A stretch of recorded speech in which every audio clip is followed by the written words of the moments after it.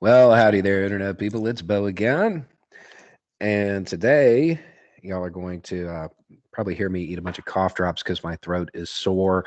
And we are going to be talking to Mariah Parker, aka Lingua Franca. Why don't you tell me a little bit about yourself? Sure. My name is Mariah. If you see me at City Hall, I have been serving as county commissioner in Athens, Clarke County, Georgia, since 2018. Y'all might remember me from swearing in on the autobiography of Malcolm X at the age of 26. But I got reelected last year, so still in there doing my thing, repping for workers, fighting the cops. And then you may also know me as Lingua Franca. I've been making hip hop music since about 2016. I, toured all over the country and got a new album coming out in April and released my first single, Work, last week. Just a call to frontline workers everywhere to fight the bosses and get what they deserve. And in addition to that, I'm almost done with my PhD in language and literacy education at the University of Georgia. So this album I have coming out in April is actually my dissertation for completion of that degree. And I have a little 5-month-old baby. So yeah, that's I think pretty much all I do. Oh yeah, I got a podcast waiting on reparations. But yeah, that's it. Like for real, that's it. That's everything. That's I everything. mean, you don't have time to fit anything else in that schedule, huh? I mean, I don't know Except that. talking to Bo, you got to make time for Bo. What's up? Yeah. Okay. Uh, so your your song work. I Yeah. saw it. I loved it. The Thanks, video man. is something. Video is something else. Uh, so we'll have a link to it down below for those of you watching this. But it seemed as though I heard quite a few little subtle references to different points in the labor movement. Yeah. Um, so why don't you tell us a little bit about the lyrics of the song because I love the historical elements in it. Sure. I started out the song by shouting out my own union, United Campus Workers of Georgia, which is a local under the Communication Workers of America. So I'm repping for the 3265 to get it started. I mean, a lot of what I'm talking about is actually very relevant to like the pandemic, like, people getting spit on at the hospital and they're just trying to treat people for COVID, essential workers that are like, pushing the shopping carts across the Walmart parking lot and smiling at the cashier. How can I help you? Even though like a lot of us are like drowning out here in various ways. And so ultimately though, the hook is a refrain from a very popular just historically popular labor song, going back to the 1930s. If you've seen documentaries like Harlan County, USA, it comes up a lot. Just again and again, it's been a refrain in history for the labor movement. So I got a shout out to that, as well as, we got a little chant in the middle shouting out my Latino brothers and sisters, calling folks into the fight, ultimately trying to like through hip hop, through refrains from labor movements throughout history, through, shout outs to Latino folks trying to bring together like that multiracial working class movement. I talked about, I think it was last year, maybe year before that, 2021. It feels like it didn't happen. Like 2020 is still last year, right? So it might have been 2020, but Amazon, Target, FedEx, Walmart, they were calling for a boycott. And so in the song, I'm calling for those folks to actually organize and come together. Talking about the amount of people who like joined like the Democratic Socialist America in the aftermath of like the Bernie 2020 campaign. So I'm talking about like if you sad about Bernie, you should get in there and organize your workplace and various stuff like that. And there's probably more I can't think of off the top of my head because rapping, it's so much muscle memory. I can't even remember to tell you what the lyrics are. It's just like fully physical, kinetic. But yeah, I try to bring in a bit of labor movements, old and new, across racial lines, because that's what we need, honestly, to win. Oh yeah, no. Hearing a reference to Harlan County in the same song with the Spanish lines of the people united. Yeah. I mean that was something else. That was really cool. So I mean the song is definitely a call to action. What's the rest of the album like? I don't even know if I can get it yet. Is there more to it? What's coming? Yeah, so I have another single coming out in This month. Oh, Jesus. Yeah. So pretty soon. So that I'm talking about Latasha Harlins, who is a misremembered or underremembered catalyst of the LA riots in 1992. So kind of talking about, I mean, in inadvertent ways, the way that Black women are often erased from, up the stories of uprisings. Today we see Breonna Taylor, or, in the same era as Trayvon Martin, there was a little girl named Ayanna Stanley Jones that had been shot and killed, and that didn't really make the news. So giving a shout out to a long ago martyr in the movement that people might not remember, and talking a little bit about that uprising. I get into international movements for liberation. So I'm talking about the Haitian uprising. I'm talking about what's going on in places like Myanmar, or shouting out folks like Toussaint Louverture and Che Guevara, Thomas Sankara, who was the president of Burkina Faso in the 1970s, Nigeria, how they're fighting police brutality. So it's sort of trying to put the Black Lives Matter movement in the context of like the global struggle against prison industrial complexes of various kinds and other sorts of oppressive forces. And a lot of it's just autobiographical, just talking about like my own personal struggle for liberation, as a person with bipolar disorder who's like just gone through a lot of emotional turmoil in my life, how I personally found my place in the movement after kind of not even knowing what my place was on earth, period. So it's a little bit of various movement related things as well as how I came to them. So yeah. All right. So as far as your place in the movement, one of the things like the when you were sworn in, I've Mm-hmm. got to know what prompted that move, because I mean that was something that I mean that doesn't seem just like a normal political stunt. You'd already been elected, Yeah, yeah, like yeah. so. I'm curious as to what prompted it, and I mean where that idea came from. For sure. So, I mean, as a political novice, like I had just gotten into politics like a year before. I didn't have a lot of political connections when I ran. I like didn't even know what a county commissioner was like a year before I even decided to run. I honestly think to a degree, like my choice in that was somewhat political naivety in that they were like, oh, let us know what you want to be sworn in on. So I was like, oh, people just choose what they want to be sworn in on all the time. That's so cool. Not realizing that most people are more traditional. They go with the Bible, the Constitution, something like that. I thought it was like legitimately giving me a choice. Such was my ignorance about political processes. And also in a small town like Athens, Georgia, we got like 130,000 people. I picked a text that was personally important to me.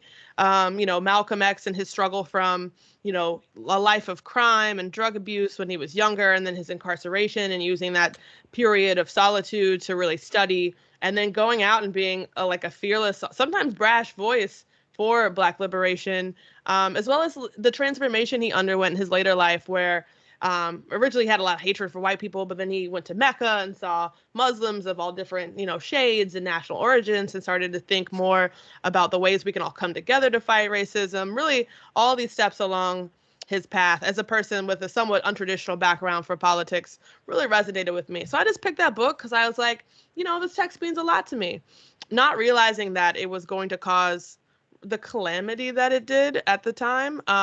But it really, that moment sort of just highlighted a lot of things about me for others that I didn't really think were special. Being 26 years old at the time, being, having an afro, being a rapper, being the first queer elected official in the city's history. So I don't know, a lot of things converged in that moment, but ultimately I just picked a text that was important to me, just to send a signal to my immediate community that, the little Malcolm X's out there whose like first memories of life are of racial violence. Like I'm gonna rep for them, like, no matter what their background is, if they've been incarcerated, if they've been through drugs, just like he was. Love it. All right. Okay. Um, I yeah, it is definitely the thing that puts you on more of a national level. Hmm. Like even people who may not recognize your name, Yeah. they'll know the person who was sworn in on Malcolm X's autobiography. You know, Yeah, Um, maybe. Yeah, probably. I and don't and know. I think It's hard for me to tell these I stuff. think it's interesting that it was an accident, that it wasn't like it wasn't a No, calculated move. absolutely Um, not. Yeah. so as county commissioner, Hmm. what have you, what are your priorities? What are you trying to get done other than ratio Kemp? I saw that the other day. That was Yeah, funny. yeah, Brian Kim, I'm coming for you, man, my guy. So, as county commissioner, honestly, I was sort of sitting down at the start of 2022 to like like a catalog all that had transpired last year to sort of like take stock and feel proud of myself because I'm super hard on myself all the time. And I realized that I have accomplished everything that I ran on in 2018. Fair, free public transit. We passed an non-discrimination ordinance to protect people from discrimination in housing and businesses, criminal justice reforms, affordable housing, getting sidewalks and bike lanes and all this kind of stuff, support for minority-owned businesses. I was like, snap. I got to like really think forward into like what unforged paths like we got to like trailblaze and chop all the weeds out of. So as over the course of the pandemic, I've been thinking more about labor exploitation, the way that essential workers have been thrown under the bus to save the economy, and folks don't have health care, people getting kicked out. I've had so many constituents get evicted during a public health crisis for somebody's profit motive, and thinking more about what I can do as a county commissioner, like at a very small local level, to help support mass action, particularly in the form of collective bargaining and organized labor.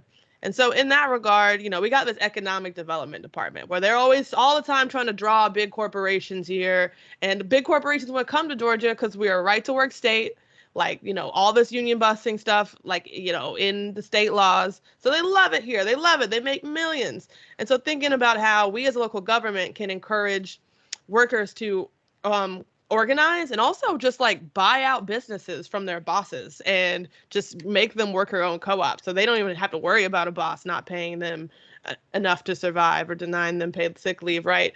And so a lot of what I started thinking about around this is like one thing I didn't finish, one thing I didn't do from my platform was raise the minimum wage.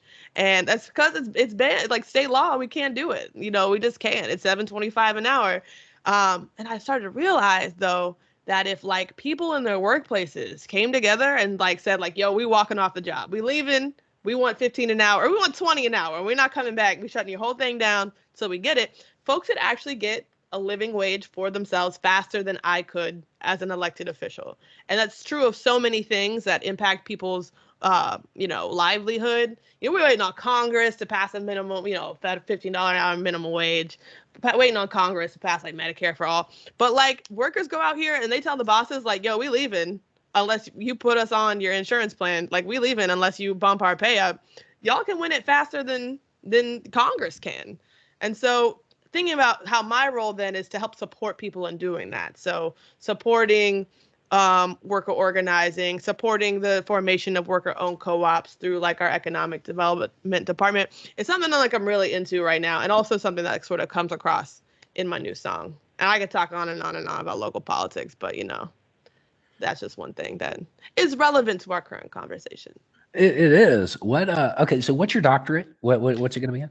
So I'm getting my doctorate in language and literacy education. So I'm a linguist in background, and in studying linguistics, I was like, I really want to share this love of the science of language with people. So I decided to get into the education side of it. And then ultimately, I feel like that's what I also do through music is like, yo, look at all this crazy stuff like you can do with like language, but also education in the sense of like civic education. Like, yo, this is like, I'm going to drop some bars on you that are going to like teach you something about metaphor, about rhyme, but also about organizing a workplace, or also about like what prison abolition is or something like that. So rap music also factors a lot into what I study. Okay. Earlier you said you talked about finding your place in the movement. Yeah. How did you actually go about that? And what advice can you give to people who are trying to do that now? Because that's, a lot of the people that are going to be listening to this, they're trying to find their spot. They want to make change, but they don't really know how to go about it and where they can fit in best. For sure. So I mean, with my case, literally like the dude who was my commissioner, like he served 25 years, like ran unopposed the whole time. He stepped down and this dude who was running to replace him was also running unopposed. And so it was a moment where I was like, is anybody going to do something? Anybody? Nobody? Well, I guess I have to. I can't just stand here and like let like democracy crumble before me and like not giving people a choice of who to vote for. So I jumped in there. I jumped in. And so I think part of it is just seizing moments where you don't see anyone acting and it just has to be you. Like no one is coming to save you but you, is sort of a way that you find your place in the movement even if you fail. If you jump in, it's like, well, that didn't work. That's a lesson. So now you can cross that off your list and keep jumping into new things until you find something that feels good and works.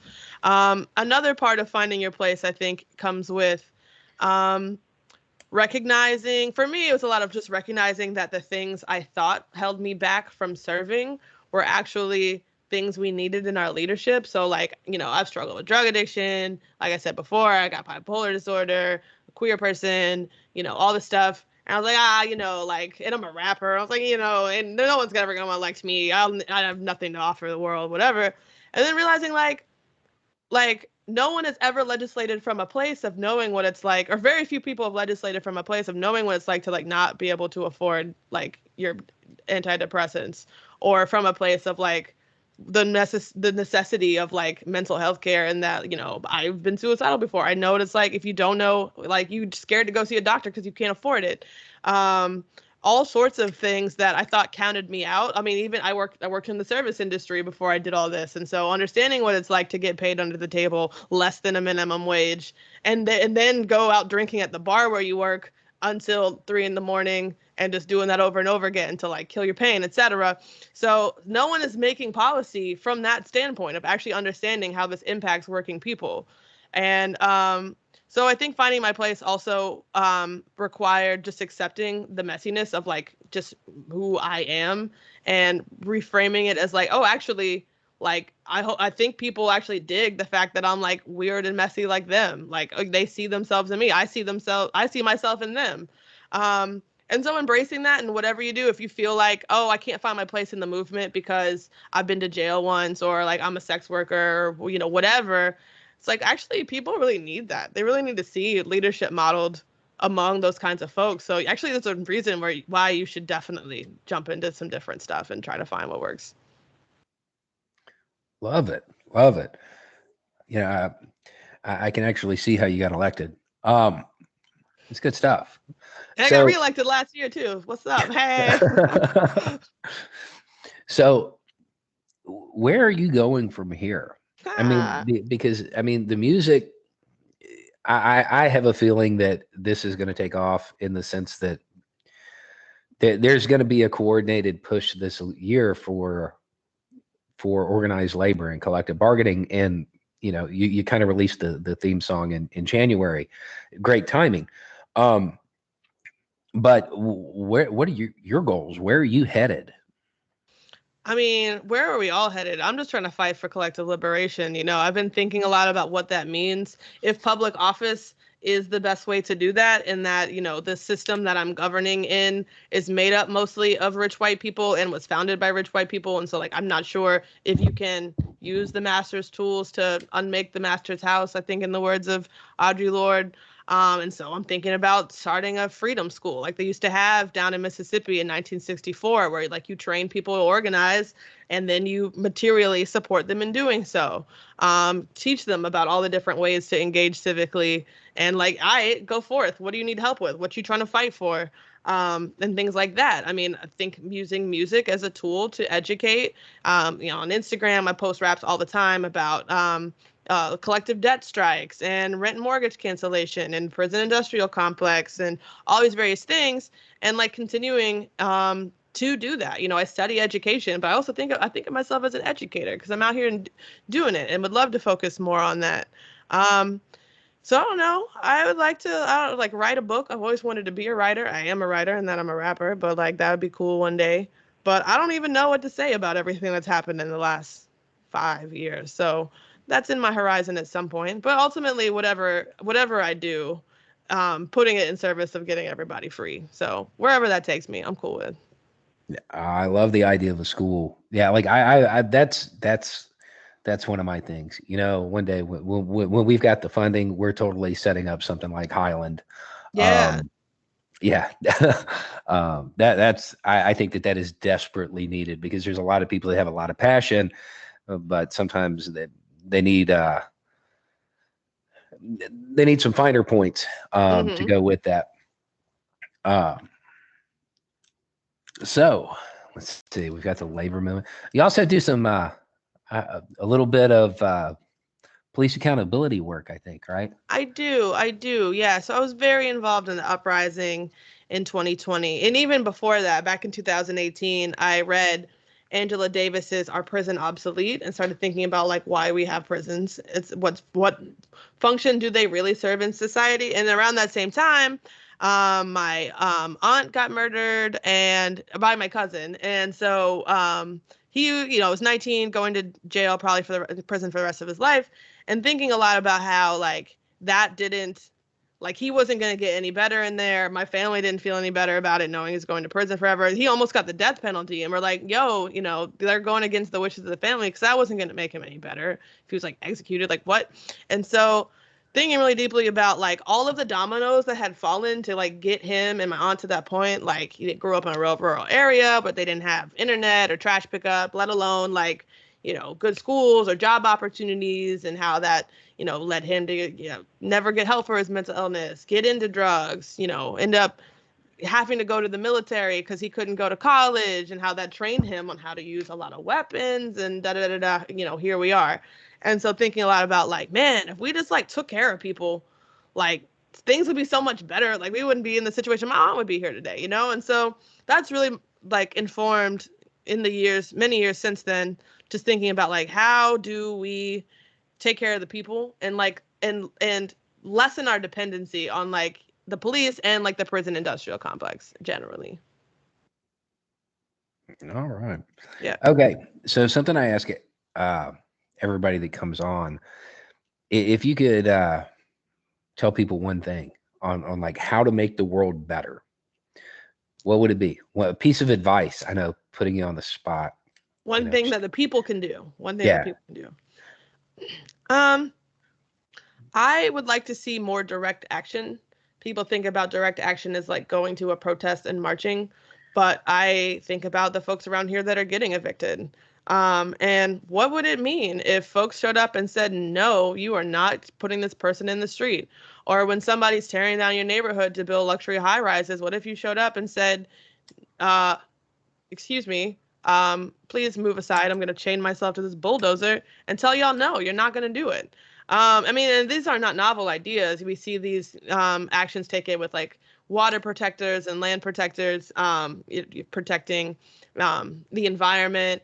We've seen cases of like folks down here in the South shutting down eviction proceedings at the magistrate court by just like, blocking the entrance en masse.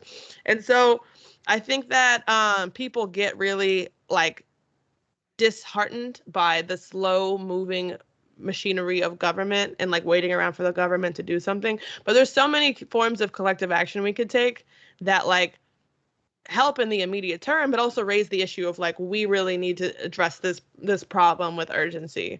And so I just encourage people to think creatively about how that could be done. All right. And then last question, just because I'm curious. 5 months, you said? Yeah, I got 5 month old. Yeah. How's that going? It's going pretty good. It was hard at first. It still is hard sometimes, but there's a lot of joy with it. And I actually have a song about him on my new album. So on my old album, my first album, I had a song called 8 Weeks that was about the tough decision to have an abortion, and as a feminist, like being shocked by like, oh man, actually this is way more complicated than I thought. And then I got a song on this new album that's about like being excited about being a parent. Woo, this is so exciting. And then like actually there's all these obstacles in between. You might see like the cute ultrasound pictures on Facebook or whatever, but then you got medical bills, you not sure about this and that. And so I got a song on the album about him. And it's really cool. It's challenging, but it brings a lot of joy and a lot of more urgency to the fight, because like I gotta leave him a good world and make him a good person to keep this fight up when I'm not here. So Right, right. Okay. Um, plug all your stuff. Tell us what a Sure. So yeah. podcast is, all that stuff. I forget to do the self-promotion stuff sometimes. Yeah, you can follow me on Twitter, Instagram, TikTok at Mariah for Athens. You can go check out the music at bit.ly/WURK work video. Go check out the music video. Go pre-order the album. The album's coming out April 22nd. If you follow me, you might see I'm coming to a city near you, playing soon. And then also you can check out my podcast, Waiting on Reparations. It comes out every Thursday. We talk about hip hop and politics. So hope to see you there, hear you there. You hear me there, Wonderful. Okay. All right. Well, we're going to wrap it up. That's it for the day. Everybody at home, I hope that was enlightening and entertaining. A lot of those links are going to be down below. Definitely watch the video. Anyway, it's just a thought. Y'all have a good day.